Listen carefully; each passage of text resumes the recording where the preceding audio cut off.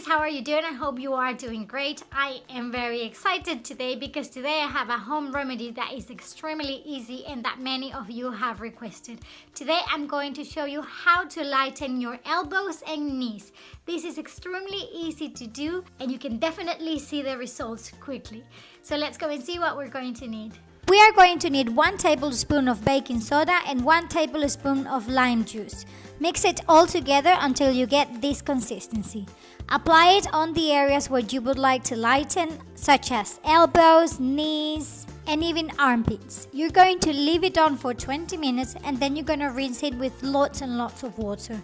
You can do this treatment every day until you get the results you want. Once you have removed it, apply aloe vera gel or any moisturizing cream, and that's it. You're going to see the results within 1 or 2 weeks. Thank you ever so much for watching. I hope you liked it, and if you do, please give me a thumbs up. Don't leave without following me on my social media, clicking on that bell down there so you can receive notifications every time there is a new video, clicking on that picture there to subscribe immediately to the channel, and watch these other 2 videos with home remedies that I am sure you are going to love.